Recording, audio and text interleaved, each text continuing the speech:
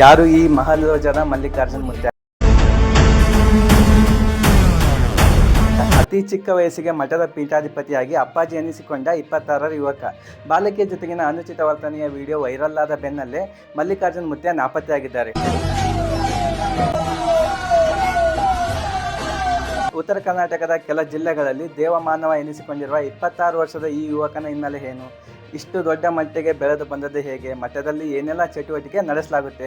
ಈ ಬಗ್ಗೆ ಸಂಪೂರ್ಣ ವಿವರ ಇಲ್ಲಿದೆ. ಬಾಲಕಿಯ ಜೊತೆ ಅನುಚಿತ ವರ್ತನೆ ವಿಡಿಯೋ ವೈರಲ್ ಆದ ಬೆನ್ನಲ್ಲೇ ಮಲ್ಲಿಕಾರ್ಜುನ್ ಮುತ್ಯ ಬಗ್ಗೆ ಸಾಮಾಜಿಕ ಜಾಲತಾಣದಲ್ಲಿ ವ್ಯಾಪಕ ವಿರೋಧ ವ್ಯಕ್ತವಾಗಿದೆ. ಅವರ ನಡೆ, ನುಡಿ, ವರ್ತನೆಗಳ ಬಗ್ಗೆ ವಿಡಿಯೋಗಳನ್ನು ಹರಿಬಿಟ್ಟು ಹಲವು ಟೀಕೆಗಳನ್ನ ಮಾಡ್ತಾ ಇದ್ದಾರೆ.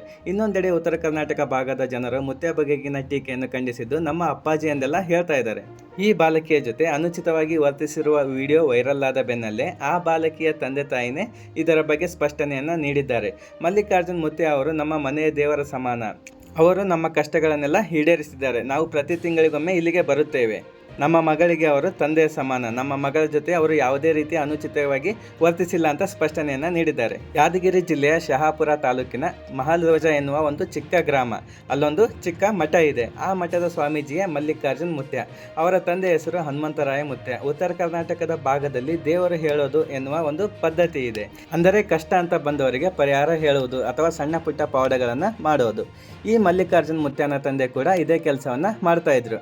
ಕಷ್ಟ ಎಂದು ಬಂದವರಿಗೆ 4 ಸಾಂತ್ವನದ ಮಾತುಗಳನ್ನು ಹೇಳಿ ಕಳಿಸುವುದು, ನೆಮ್ಮದಿ ನೀಡುವುದು, ಚಿಕ್ಕ ಪುಟ್ಟ ಪವಾಡಗಳನ್ನು ಮಾಡುವುದರ ಮೂಲಕ ಆ ಭಾಗದಲ್ಲಿ ತಕ್ಕ ಮಟ್ಟಿಗೆ ಗೌರವವನ್ನು ಸಂಪಾದಿಸಿದರು. ಅವರನ್ನು ನಂಬುವ ಒಂದು ದೊಡ್ಡ ಭಕ್ತವೃಂದವೇ ಇತ್ತು.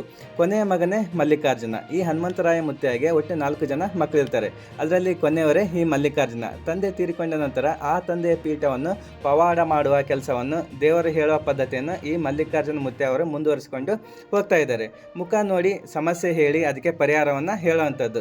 ಮಲ್ಲಿಕಾರ್ಜುನ್ ಮುತ್ಯನ ಬಳಿ ಯಾರಾದರೂ ಕಷ್ಟ ಅಂತ ಹೋದರೆ ಈತ ಅವರ ಬಾಯಿಂದ ಸಮಸ್ಯೆ ಕೇಳ್ತಾ ಇರಲಿಲ್ಲ. ಬದಲಾಗಿ ಮುಖ ನೋಡಿ ತಕ್ಷಣಕ್ಕೆ ನಿನಗೆ ಈ ಕಷ್ಟ ಇದೆ ಅಲ್ವಾ ಅಂತ ಹೇಳಿಬಿಡ್ತಾ ಇದ್ನಂತೆ. ಮದುವೆ ಆಗಿಲ್ಲ ಅನ್ನುವ ಸಂಕಟ, ಆರ್ಥಿಕ ಸಮಸ್ಯೆಯೋ, ಕೌಟುಂಬಿಕ ಕಲಹವೋ ಮುಖ ನೋಡಿ ಸಮಸ್ಯೆ ಹೇಳಿ ಅದಕ್ಕೆ ಪರಿಹಾರವನ್ನು ಸೂಚಿಸ್ತಾ ಇದ್ರಂತೆ. ಇದು ಜನರಲ್ಲಿ ಭಾರಿ ಅಚ್ಚರಿಯನ್ನು ಮೂಡಿಸಿತ್ತು. ಅಲ್ಲಿ ಹೋದರೆ ನಮ್ಮ ಕಷ್ಟ ಏನೆಂದು ಅವರೇ ಹೇಳ್ತಾರೆ, ಪರಿಹಾರ ಸಿಗುತ್ತೆ ಎನ್ನುವ ಮಾತುಗಳು ಒಬ್ಬರ ಬಾಯಿಂದ ಮತ್ತೊಬ್ಬರ ಬಾಯಿಗೆ ಕಾಡ್ಗಿಚ್ಚಿನಂತೆ ಹರಡಿತ್ತು. ನಿಧಾನವಾಗಿ ಮಲ್ಲಿಕಾರ್ಜುನ ಮುತ್ಯನನ್ನು ಹುಡುಕಿಕೊಂಡು ಬರುವವರ ಸಂಖ್ಯೆ ಹೆಚ್ಚಾಯಿತು. ನೋಡುತ್ತಿದ್ದಂತೆಯೇ ಆ ಭಾಗದ ಜನ ಈತನಿಗೆ ಉತ್ತರ ಕರ್ನಾಟಕ ಭಾಗದ ನಡೆದಾಡುವ ದೇವರು ಎನ್ನುವ ಪಟ್ಟವನ್ನು ಕಟ್ಟಿದರು. ನಂತರದಲ್ಲಿ ಮಹಾಲೋಜ ಗ್ರಾಮದ ಚಿತ್ರಣವೇ ಬದಲಾಗ್ತಾ ಹೋಗುತ್ತೆ. ಭಕ್ತರ ಸಂಖ್ಯೆ ಹೆಚ್ಚಾಗ್ತಿದ್ದಂತೆ ಮಠ ಕೂಡ ಅಭಿವೃದ್ಧಿ ಹೊಂದುತ್ತಾ ಹೋಗುತ್ತೆ. ಮುಂಚೆ ಏನೂ ಇರದಿದ್ದ ಆ ಮಹಾಲೋಜ ಗ್ರಾಮದ ಮಠದ ಸುತ್ತಮುತ್ತ ಹೋಟೆಲ್ಗಳು, ಬೇಕರಿಗಳು, ಕಿರಾಣಿ ಅಂಗಡಿಗಳು ತೆರೆತಾ ಹೋಗ್ತವೆ.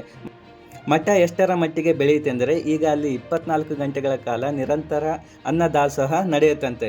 ಯಾವ ಸಮಯಕ್ಕೆ ಹೋದರೂ ಊಟ ಸಿಗುವಂತಹ ವ್ಯವಸ್ಥೆಯಲ್ಲಿ ನಿರ್ಮಾಣವಾಗಿದೆ. ಪ್ರಸಿದ್ಧಿ ಹೆಚ್ಚಾದಂತೆ ಜನರು ತಮ್ಮ ನವಜಾತ ಶಿಶುಗಳನ್ನು ಮುತ್ಯನ ಬಳಿ ತರಲು ಶುರು ಮಾಡಿದರು. ಮುತ್ಯನ ಕೈಗೆ ಮಗು ಕೊಟ್ಟರೆ ಆ ಮಗುವಿಗೆ ಒಳ್ಳೆಯದಾಗುತ್ತೆ, ಮುಂದೊಂದು ದಿನ ದೊಡ್ಡ ವ್ಯಕ್ತಿ ಆಗ್ತಾನೆ ಎನ್ನುವ ನಂಬಿಕೆ ಜನರ ತಲೆಯಲ್ಲಿ ಬೇರೆ ಇರುತ್ತೆ. ಮಕ್ಕಳಿಲ್ಲದವರಿಗೆ, ಮದುವೆ ಆಗದವರಿಗೆ ಇಂತಿಷ್ಟು ದಿನದಲ್ಲಿ ಒಳ್ಳೆಯದಾಗುತ್ತೆ ಎಂದು ಹೇಳ್ತಾ ಇದ್ರು. ಮಠದ ಬಳಿ ಬರುವ ಜನರ ಬಳಿ ಇಷ್ಟೇ ಹಣ ಕೊಡಬೇಕು, ಇಷ್ಟೇ ಕಾಣಿಕೆ ನೀಡಬೇಕು ಎಂದು ಯಾವತ್ತೂ ಕೂಡ ಇವರು ಡಿಮ್ಯಾಂಡ್ ಮಾಡ್ತಾ ಇರಲಿಲ್ಲಂತೆ. ಅಲ್ಲಿಗೆ ಬಂದವರು ತಮ್ಮ ಕೈಲಾದಷ್ಟು ಹಣ ಕೊಟ್ಟು ಹೋದರೆ ಸಾಕು ಅನ್ನೋ ರಿವಾಜು ಅಲ್ಲಿತ್ತಂತೆ. ಇದು ಕೂಡ ಜನ ಆತನನ್ನು ಹೆಚ್ಚು ನಂಬೋದಕ್ಕೆ ಕಾರಣ ಆಯಿತು. ಮಲ್ಲಿಕಾರ್ಜುನ್ ಮುತ್ಯ ಇಷ್ಟೊಂದು ದೊಡ್ಡ ಮಟ್ಟದಲ್ಲಿ ಬೆಳೆಯೋದಕ್ಕೆ ಪ್ರಮುಖ ಕಾರಣ ಎಂದರೆ ಸೋಷಿಯಲ್ ಮೀಡಿಯಾ. ತನ್ನ ಸುತ್ತ 10-20 ಯುವಕರ ಒಂದು ಪಡೆಯನ್ನೇ ಕಟ್ಟಿಕೊಂಡಿದ್ದ. ಈ ಮನುಷ್ಯ ಎಲ್ಲೇ ಹೋದರೂ ಆ ತಂಡ ಹಿಂದೆ ಮುಂದೆ ಇರ್ತಾ ಇತ್ತು. ಜೈಕಾರ ಹಾಕೋದು, ಹಾಡಿ ಹೊಗಳೋದು ಅವರ ಕೆಲಸ.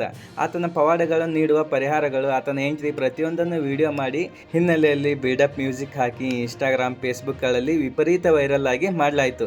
ಇದನ್ನೇ ನಂಬಿದ ಜನರ ಸಾಗರೋಪಾದಿಯಲ್ಲಿ ಹರಿದು ಬರಲು ಶುರುವಾಯಿತು.